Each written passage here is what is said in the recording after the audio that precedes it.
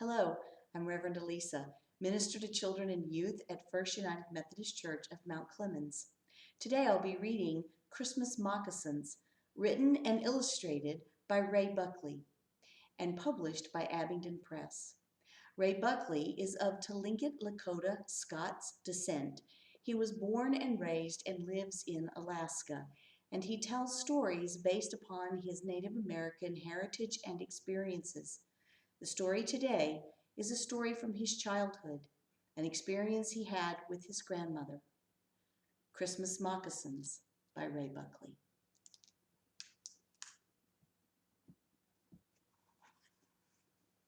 December moons are never alone. This one, surrounded by ice crystals, embraced the snow with its second-hand light and coldly shone on the two of us.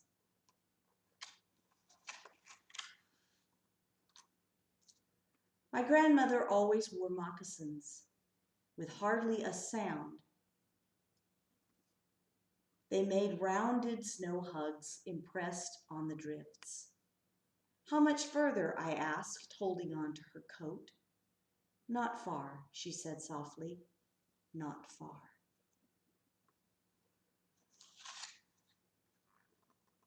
I wondered if the trees remembered us, remembered that months before we had walked this way. Did they recall that an old woman and a small child had been stopped by 3 drunken youths? Did the trees remember that those youths had hit us, that they had knocked us down, and laughing had taken our coats and my grandmother's moccasins?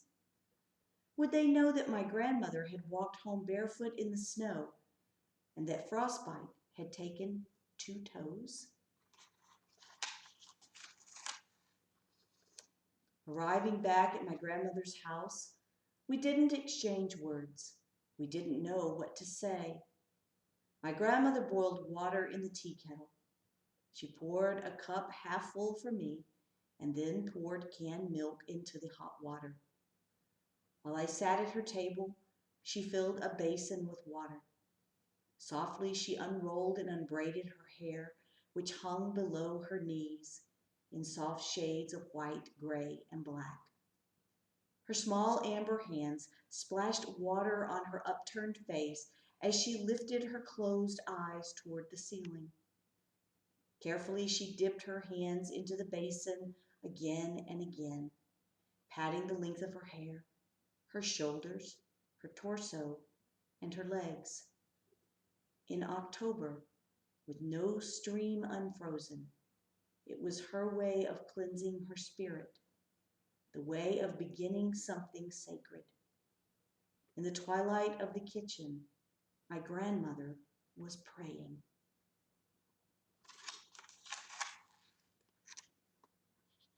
She was a remarkable beader, with tiny Czechoslovakian beads so small they strained the eyes. She began to make 3 pair of moccasins. Slowly they emerged, the tops and sides covered in faceted beads of blue, yellow, red, and white. Then, without a thought, she did the unexpected. My grandmother carefully began beating the bottoms of the moccasins, something rarely seen. November slept and December danced white. Each day the moccasins became more lovely. Christmas Eve came and the moccasins lay on a shelf near the kitchen.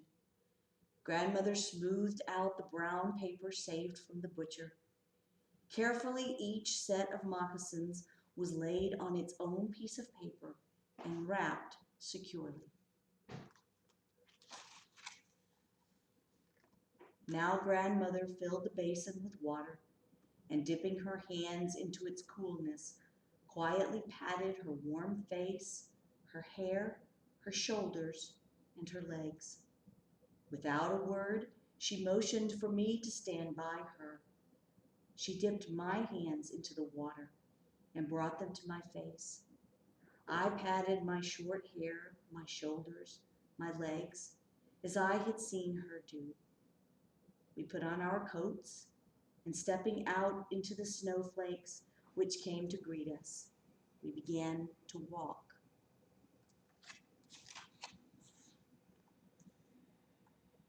Pausing at the top of a low hill, she prayed quietly. I could not control the pounding of my heart. Why are we here? I asked my grandmother. Why are we going to see them on Christmas Eve?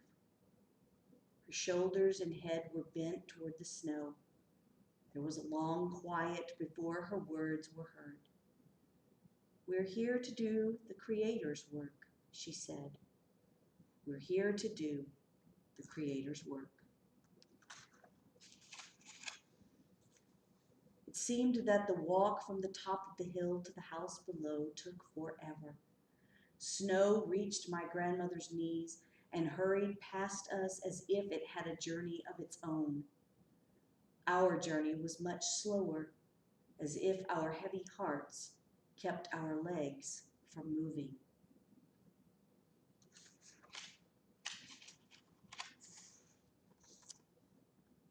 The door was opened by a large man. Behind him was a juniper tree covered in Christmas lights.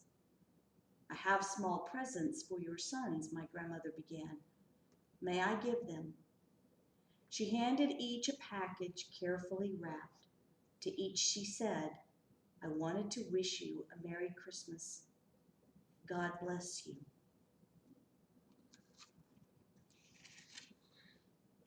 The room was quiet.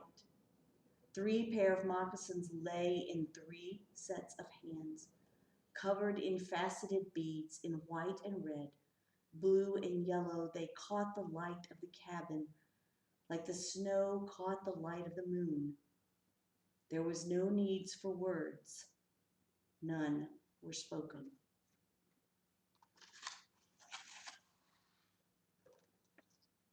The moon shone down on an old woman with a limp and a little boy holding on to her coat.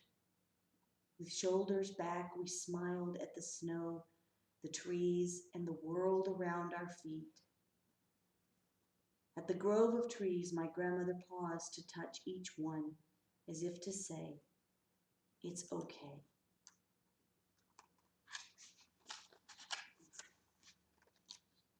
In the small house, were captives of God's love, but we were truly free, liberated by the same love.